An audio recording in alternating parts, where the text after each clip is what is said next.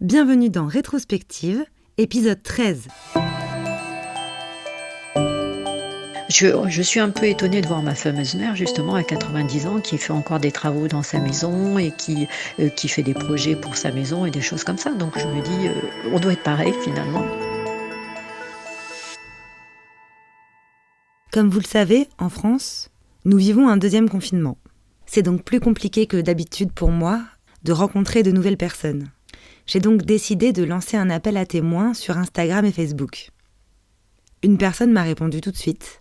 C'est Martine.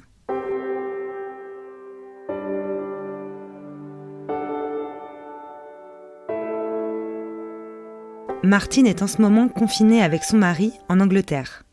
Au départ, on voulait faire l'interview sur Skype, et puis finalement, après quelques minutes, on s'est rendu compte que ça n'allait pas être possible pour des raisons techniques, et donc nous avons trouvé d'autres solutions.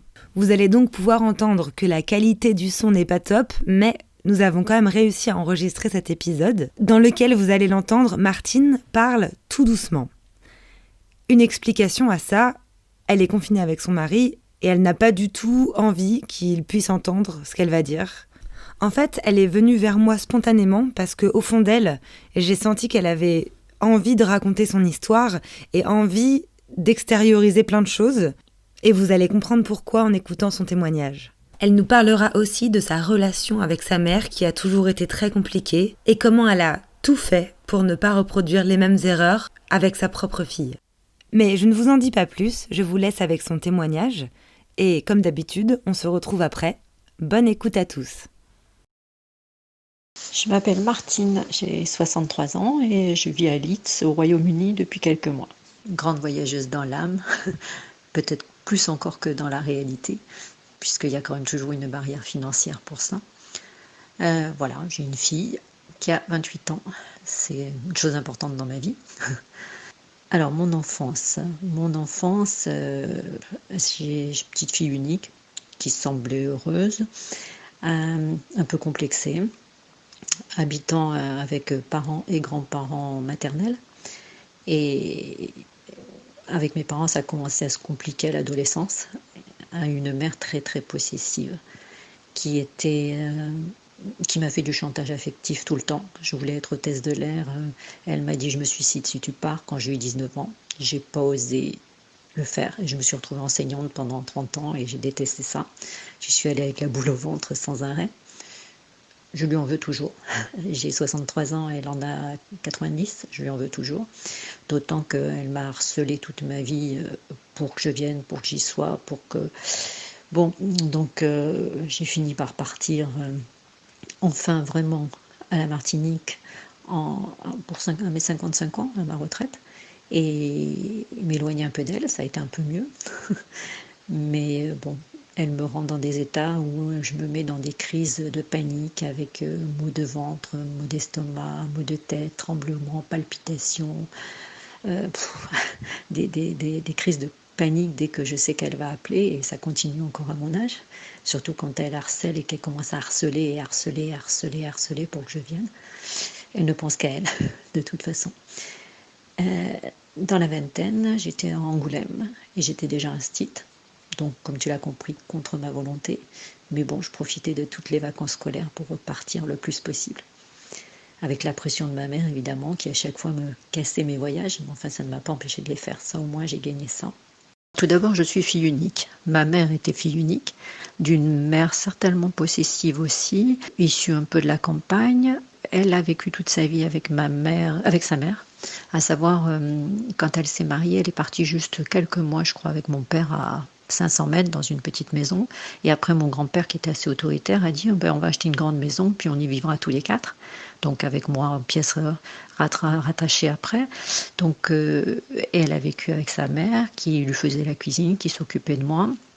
Quand mon grand-père est décédé, nous, la grand-mère est restée dans... Alors, chacun avait son salon, sa salle à manger, ses WC, ses salles de bain, mais c'était dans la même maison quand même. Mon père a eu du mal à le supporter parce qu'il s'entendait très très mal avec mon grand-père. Enfin bon, il l'a laissé faire. Après, quand mon père est décédé, ma mère est restée avec sa mère.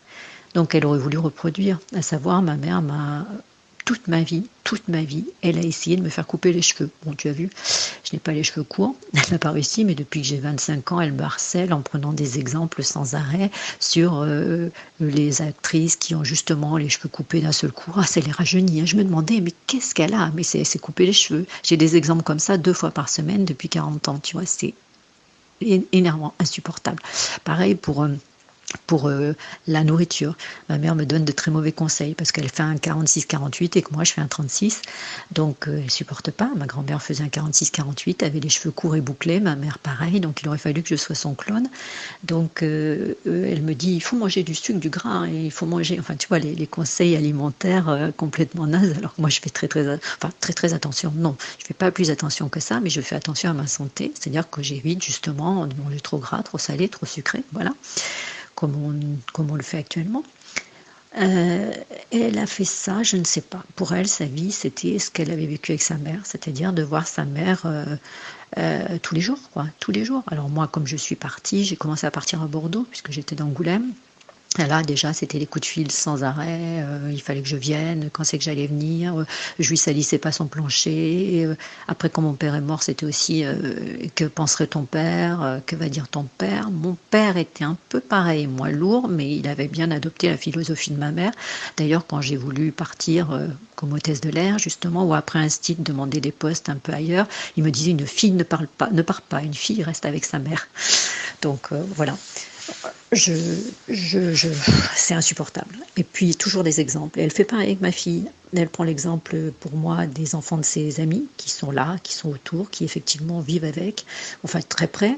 Et moi qui suis partie, pas assez à mon goût, tu l'as compris.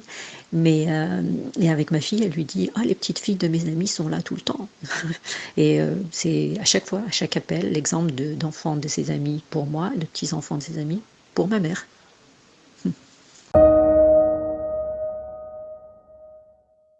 Alors avec ma fille, ça a été top. Je ne savais pas ce que ça donnerait, puisque c'était un peu une grossesse inespérée.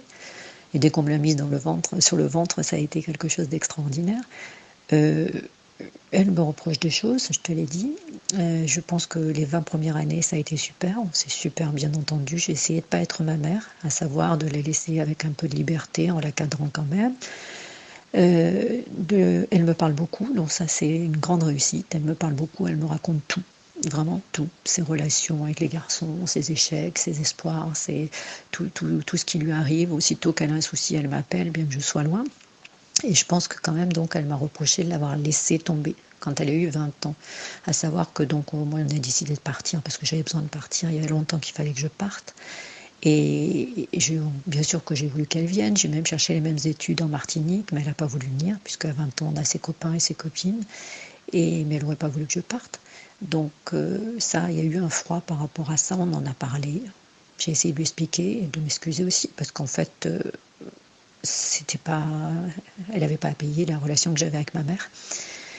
Mais bon, on s'entend quand même très très bien. Donc là, je pense qu'elle aurait espéré qu'on rentre, mais j'ai quand même choisi de ne pas rentrer en France. Donc je suis en Angleterre. Et là, évidemment, c'est très dur parce que je ne l'ai pas vue depuis un an à cause de la situation Covid. J'ai raté un vol en mars, j'ai raté un vol en mai.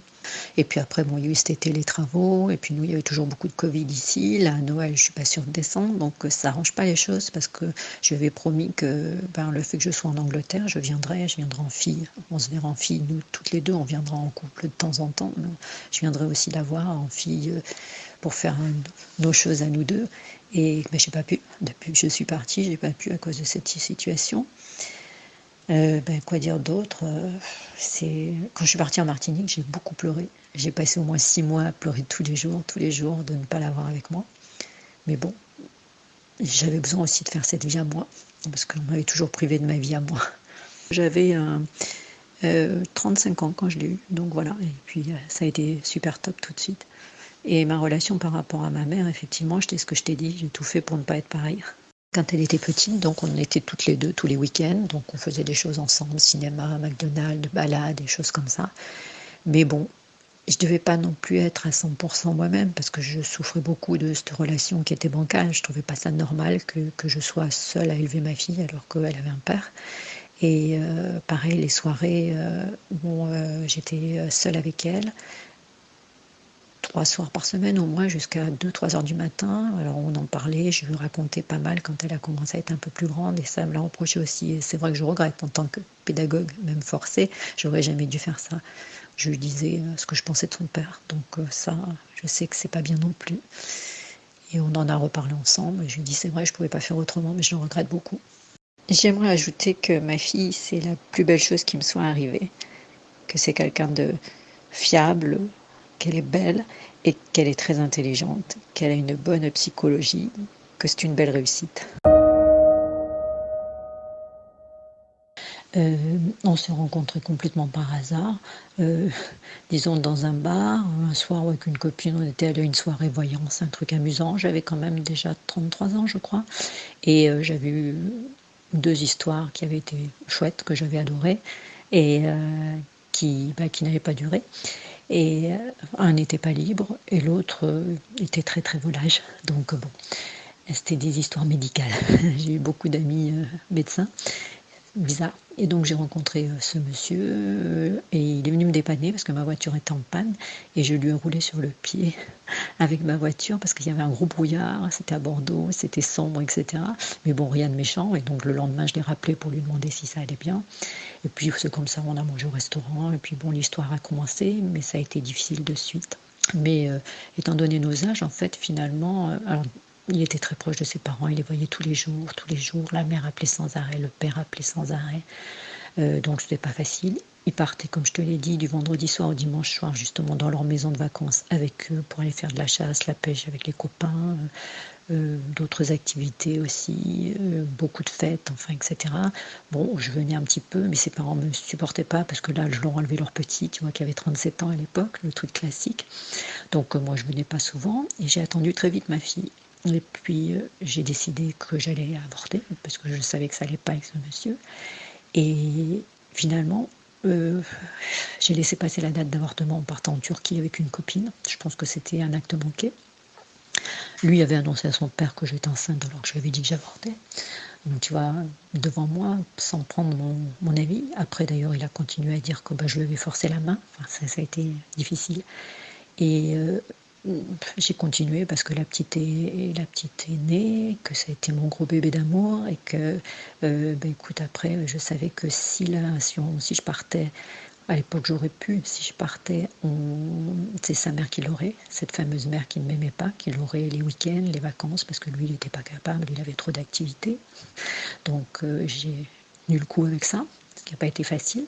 Ma fille m'a beaucoup reproché de ne pas être partie parce qu'on se fâchait beaucoup, parce que c'était difficile pour elle.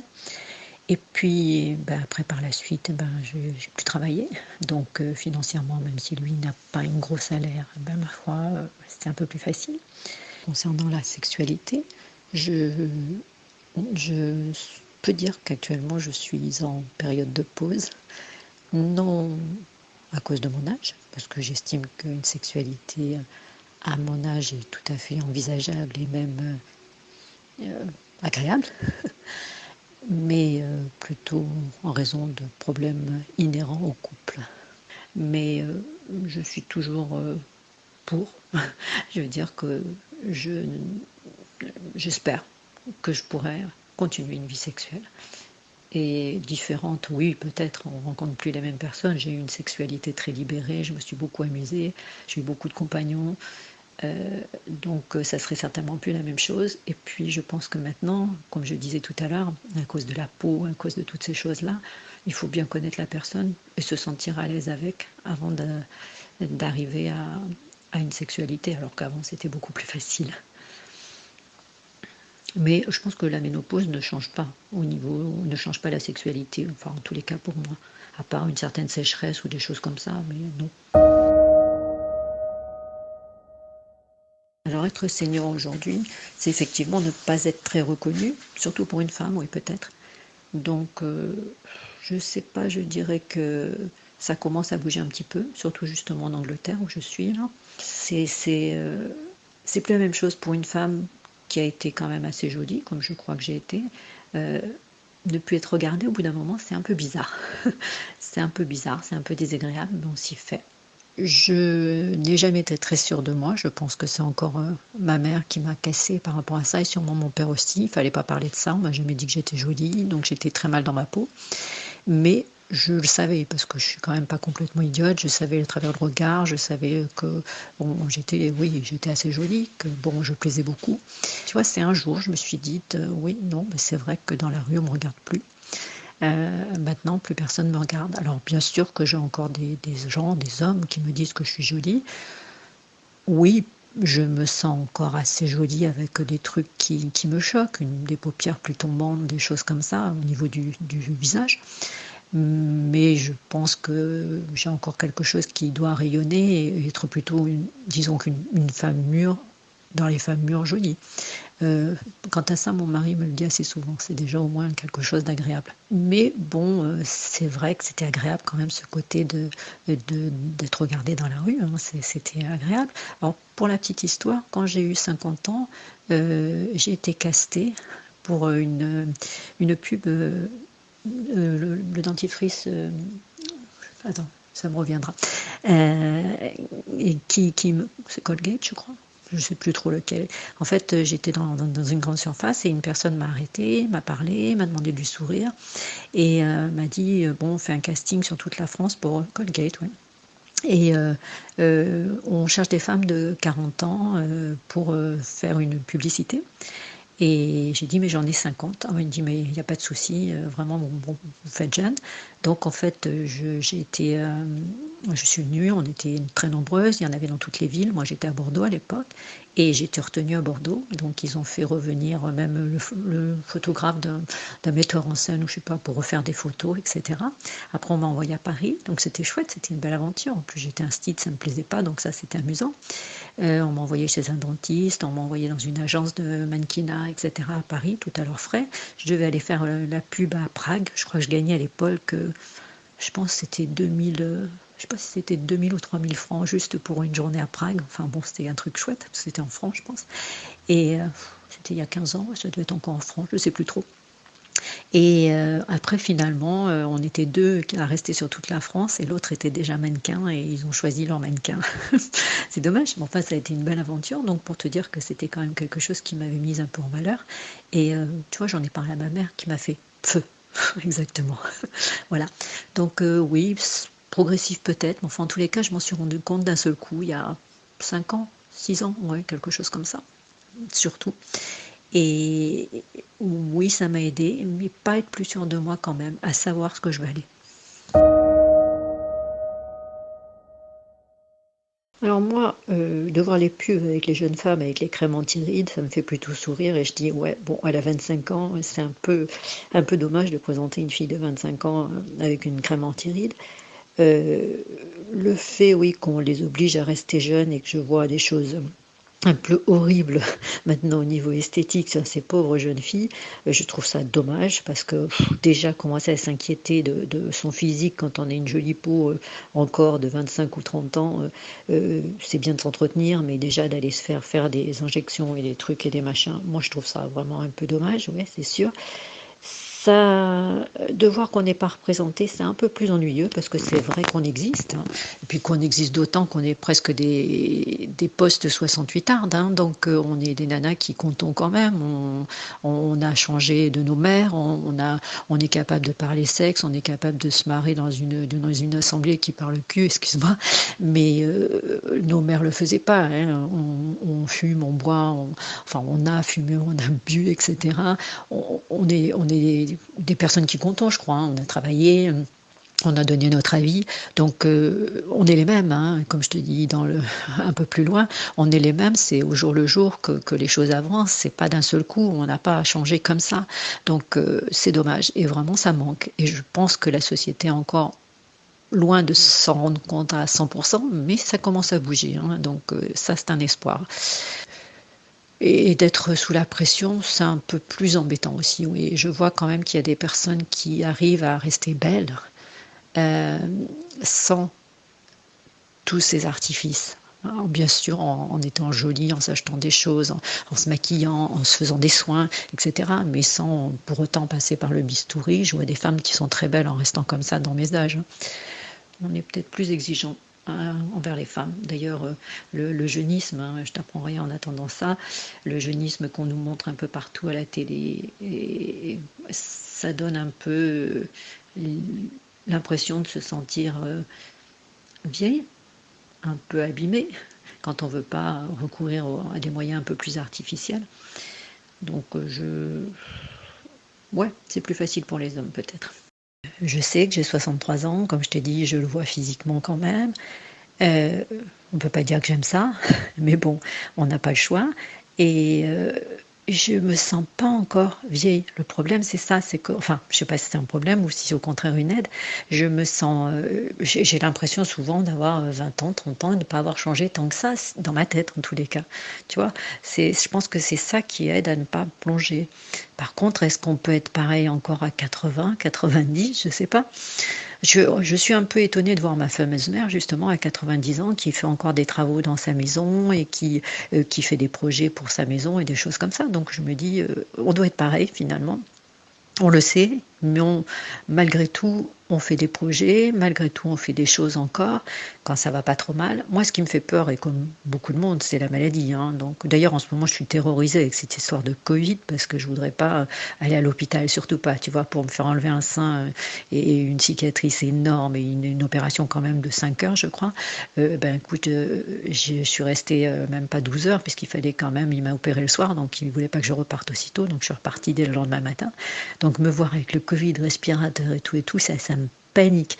Mais si je suis en santé, bien sûr, avec les aléas qui vont avec l'âge, des douleurs, des choses comme ça, je pense qu'on doit quand même moins se rendre compte que finalement, on avance dans l'âge, parce que tout va avec, tout est autour, tout est... Tu vois, moi, je continue de m'acheter des fringues, je continue à me maquiller, je continue à faire des choses comme je faisais. Alors maintenant, je ne vais pas aller courir 20 km, d'ailleurs, ça n'a jamais été trop mon truc. Mais là, le sport que je faisais, je fais plus tout à fait le même, parce qu'après, j'ai mal au genou, j'ai mal ici, j'ai mal là, donc bon. Mais je pense que c'est même pas trop en y réfléchissant, ça vient normalement, au jour le jour, quoi. Finalement, comme tu as fait entre 20 ans et 30 ans, je crois, hein, ben c'est pareil entre 50 et 60, et ça doit être pareil entre 60 et 70. Ça avance, ça vient, mais c'est au jour le jour, donc les choses ne changent pas tant que ça. Alors mon cancer du sang, ça s'est passé en fait assez vite. J'ai découvert que j'avais des boules autour de l'aréole. J'étais au Portugal, on rentrait de Martinique, on cherchait à s'installer soit au Portugal, soit en Grèce. Donc au Portugal, j'ai rien fait puisqu'on partait en Grèce pour aller voir aussi. Je suis allée en Grèce, j'ai décidé de consulter. J'ai eu une personne, une radiologue, qui m'a fait une échographie, qui m'a dit oh non, non, nos cancers, non, nos cancers. Je vous envoie quand même chez le chirurgien. Je suis allée voir le chirurgien qui m'a refait une échographie, qui m'a dit oh non, prenez votre temps de trouver votre maison, pas de cancer, enfin, etc. Et je sentais pas bien l'histoire. Tu vois un peu, la médecine grecque. Donc après, c'était Noël, donc on rentrait en France. Et en France, je suis allée voir la personne que je voyais en échographie et mammographie avant de partir les 4 années en Martinique. Et puis là, de suite, on m'a dit que c'était un cancer. Donc elle m'a envoyé comme on n'avait pas de maison en fait, hein. Tous les bagages étaient dans un container, tous les meubles, tout. Donc je suis restée à peu près 6 mois en appart-hôtel à Bordeaux. Et donc on m'a opéré aussitôt. Je veux dire, elle a dû découvrir mon cancer 2-3 jours avant Noël. En 2000, ça fera 5 ans en janvier, hein, donc 2015. Et je vais été opérée vers le 11 janvier, donc j'ai vu le chirurgien qui m'a dit bon, on enlève tout.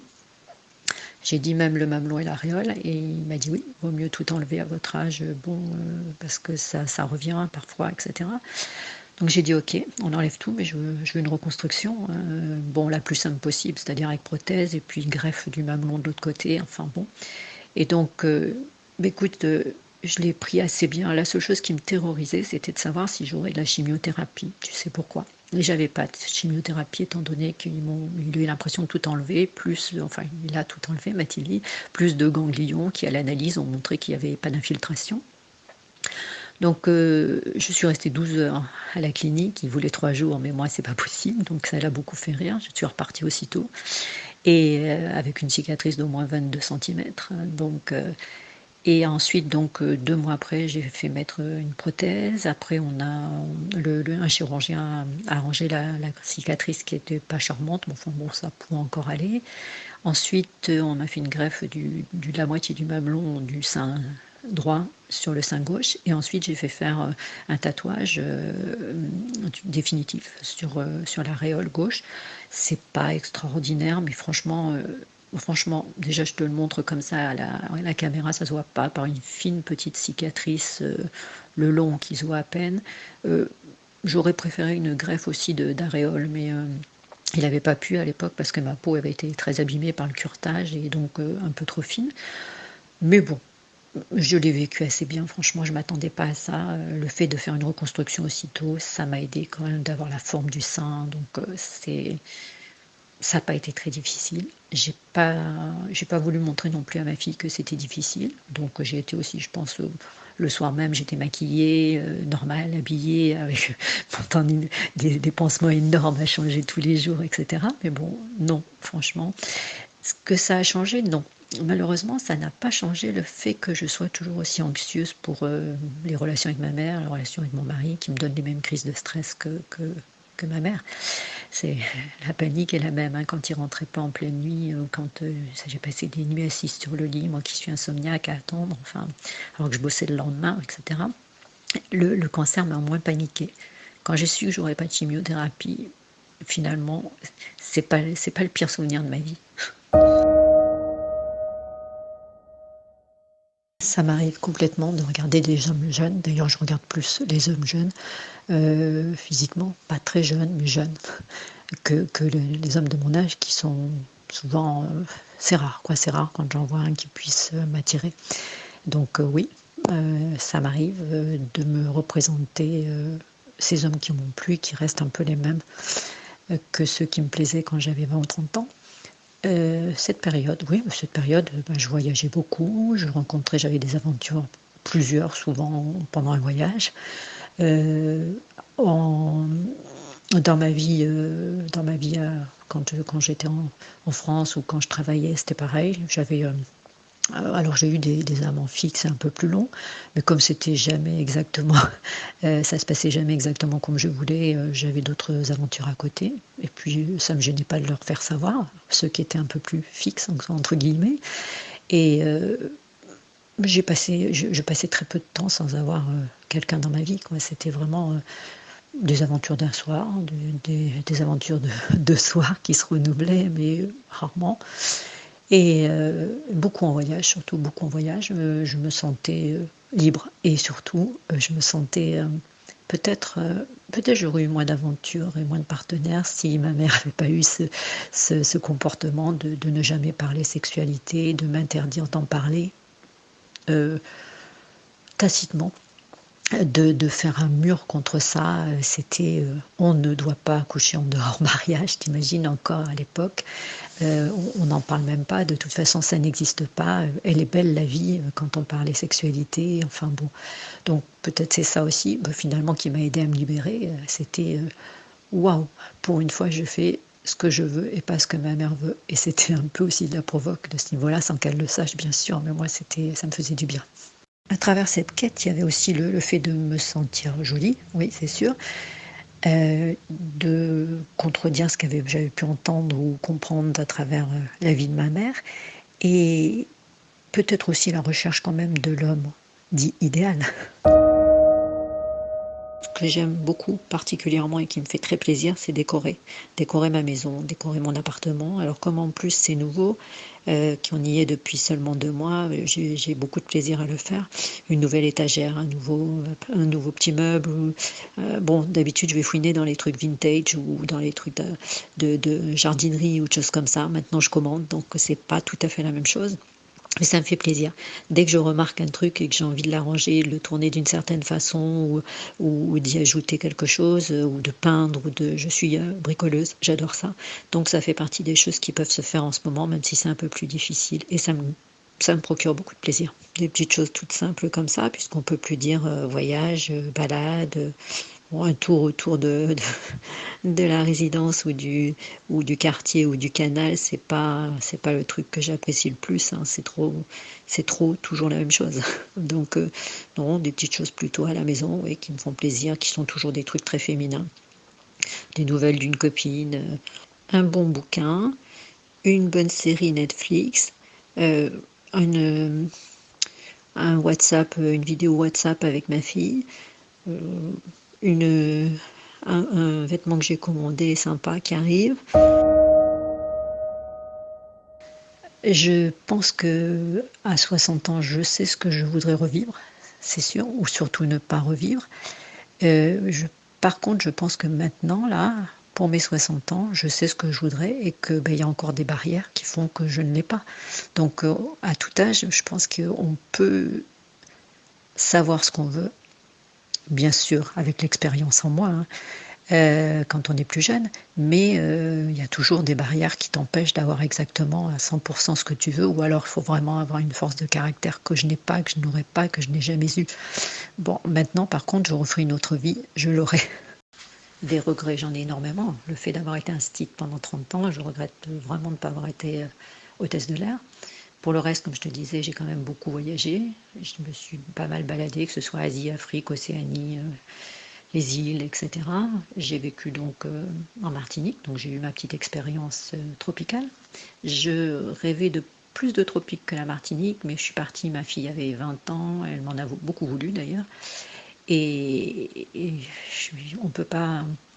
Enfin, c'est un peu difficile, il n'y a pas d'excuse. Le seul truc, c'est de se dire que bon, moi j'ai voulu le faire parce que ma mère m'a fait de la pression toute ma vie, m'a empêché de vivre ma vie. Donc c'est ma fille qui en a un peu pâti.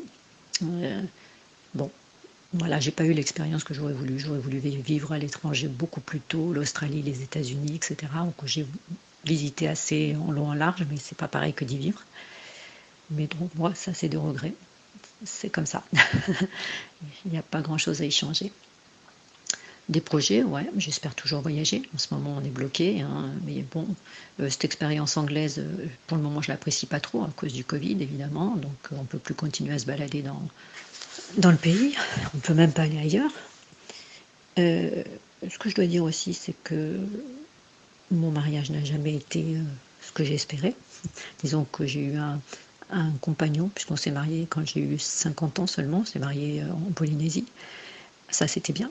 Un mari qui a toujours pensé qu'il était célibataire, qui pensait qu'il pouvait partir du vendredi soir au dimanche soir, même s'il avait une compagne et des enfants, enfin un enfant, pour aller faire du sport avec les copains, et l'après-sport, la fête, et aussi 3 soirs par semaine.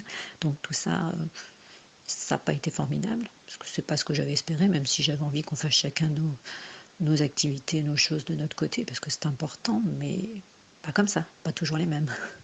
Ça a été très difficile. Enfin, on a continué bon an, mal an, et c'est toujours la même personne.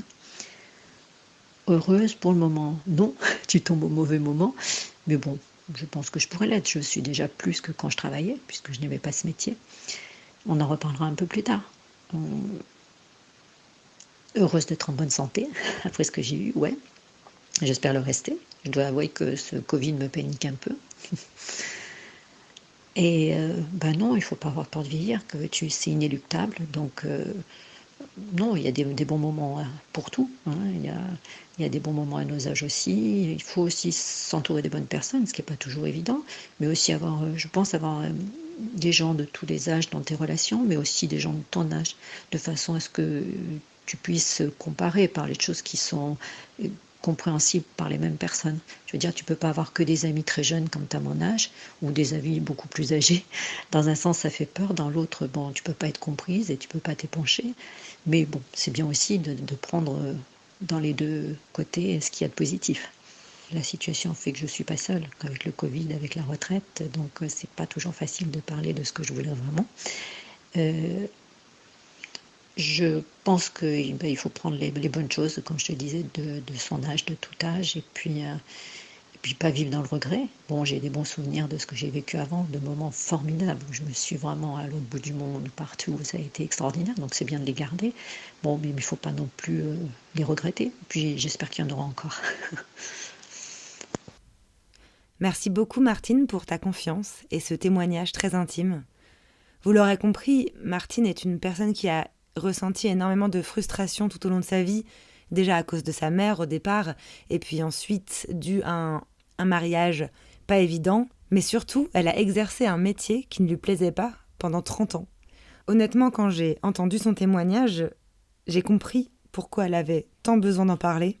Et je me suis dit, mais en fait, avec l'âge, oui, on devient plus sage, on se connaît mieux et on comprend mieux nos erreurs, etc. Mais je trouve ça dingue de constater comment une relation mère-fille aussi toxique peut finalement diriger entièrement ta vie, jusque dans tes relations intimes, jusque dans tes choix professionnels, et jusqu'à plus de 60 ans où encore elle subit cette relation avec sa mère. Pour conclure, Martine, je te souhaite vraiment d'être heureuse. J'espère que tu trouveras enfin le bonheur et que tu arriveras à te libérer des nombreuses chaînes qui t'empêchent aujourd'hui de pouvoir être à 100% épanouie. Je te remercie encore une fois de nous avoir livré ton histoire. Quant à vous, je vous remercie d'avoir écouté. N'oubliez pas que pour aider le podcast à se faire connaître, vous pouvez aller lui mettre 5 étoiles sur Apple Podcast et un commentaire. C'est très motivant et ça m'aide à continuer. Je vous embrasse et je vous dis à très vite dans un nouvel épisode de Rétrospective.